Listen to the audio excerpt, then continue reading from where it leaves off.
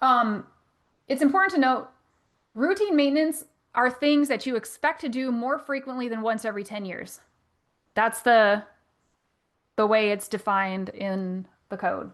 So if it's things that you expect to do more than once every 10 years, I would expect to inspect my HVAC system more than once every 10 years. I would expect to test the fire alarm system more than once every 10 years, right? So as long as it's things that the landowner or the property owner can expect to do more than once every 10 years, probably covered under routine maintenance safe harbor. And then you don't have to worry about the other safe harbors. The last one we're going to talk about, oops, I duplicated a slide, is the de minimis safe harbor. This is another big one that is commonly used with our real estate clients.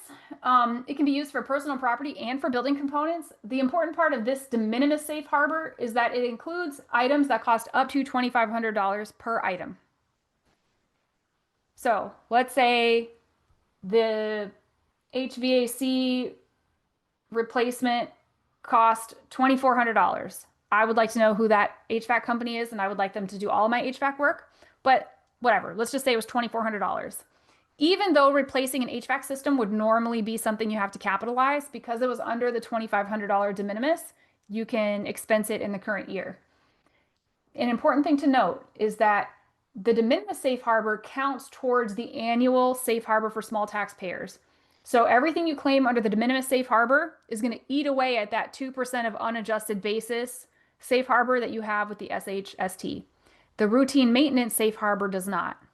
So you want to be careful and call things that are routine maintenance. Make sure you're calling them routine maintenance. You want them to qualify under that safe harbor instead of one of these other two because these other two have limits.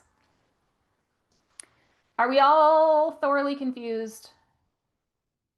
I guess one question I have for those of you on the meeting, how many of you have real estate, like rental property clients?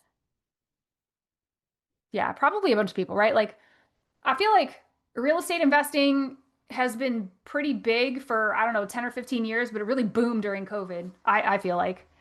Um, Deanna asks, for bookkeeping purposes, for improvement, do you recommend using work in progress at balance sheet, zero out, adjust later in the end of the year against the property, or capitalize right away?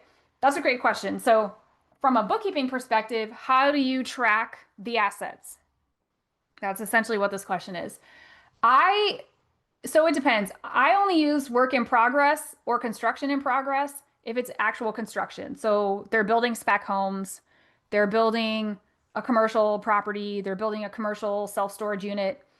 That's when I use work in progress or construction in progress. Otherwise, I just list the item on the balance sheet. So if it was an HVAC system, I will have, and I've done it a couple of ways. You can either have it as a standalone asset, just HVAC system and maybe the address, or you can make it as a sub asset to the property itself.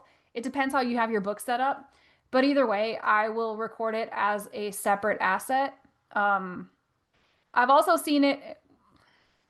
I know I just like raised some hackles for some people. The real answer is it depends.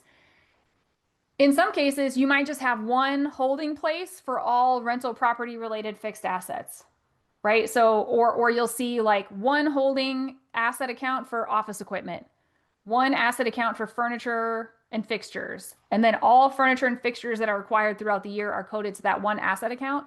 That keeps the balance sheet looking a little neater, a little smaller, not quite so lengthy.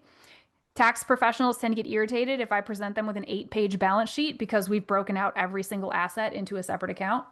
So the answer might depend on how your client wants to see the information presented, how their tax professional wants to see the information presented.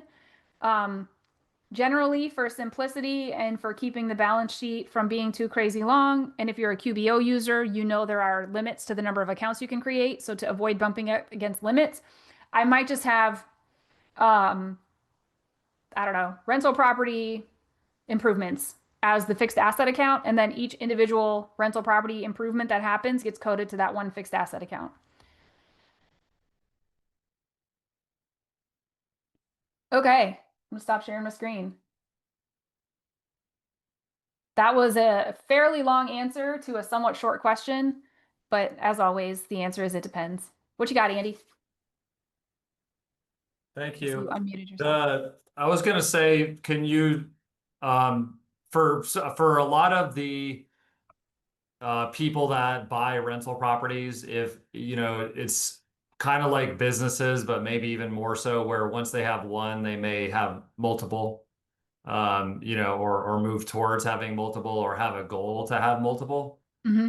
The those kinds of clients I think are really sticky to the tax pro, and if you can really save them money, be on their team as they're building their portfolio, they're great clients that are very high value, I think.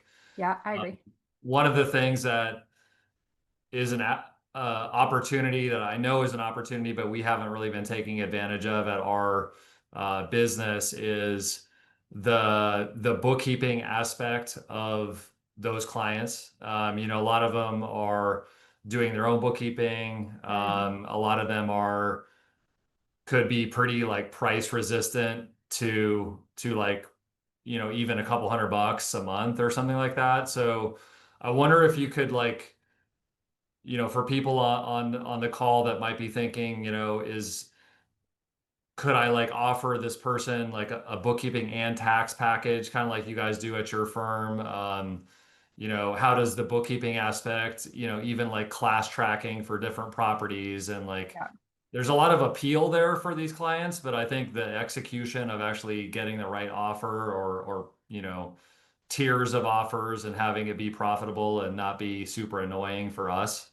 Um, how do you see that? How do you see that opportunity, and and if we wanted to take advantage of that, how do you think is the best way to do it?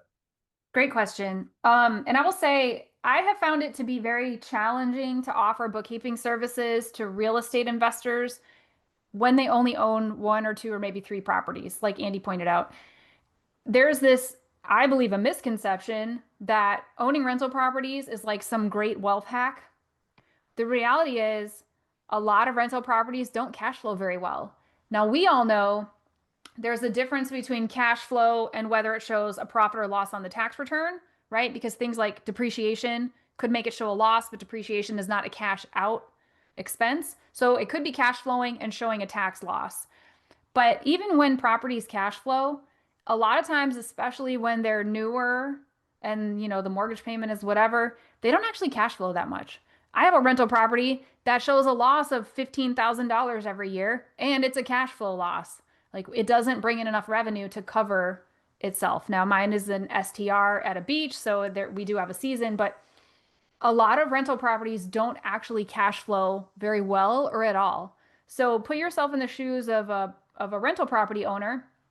Let's say you own a rental property and maybe it's doing well. Maybe it's cash flowing $500 or $1,000 a month, which for the average just single family residential rental, I think is generous, but that is a generality, right? A generalization, and maybe not every area is the same. But in the area where my clients own houses, if they're cash flowing $500 a month, that is a profitable rental property. So then out of that $500, they have to set aside money for repairs. They have to set aside money for improvements. They have to potentially deal with lawn care and routine maintenance items. And then on top of that, you're going to tell them that it's going to cost them $250 a month for bookkeeping, right? So that's the challenge. It's not, in a lot of cases, I don't think it's that these clients don't see the value. It's they literally don't have the money to afford it. So that's one of the challenges that I see with offering bookkeeping services to rental property owners. Thanks so much for joining us. We really hope this session was helpful for you. If you enjoyed this and want more support on your tax professional journey, consider joining one of our Pronto Tax School memberships. As a member, you get to join weekly live mentor sessions just like this, access tons of advanced tax courses, be part of our private member groups, which is great for networking, grab special discounts for our live events, and even get tax business growth coaching. There's a lot packed in. Check out the links in the description to see the details for our Dream Team and Forever Edition memberships. We'd love to have you join our community.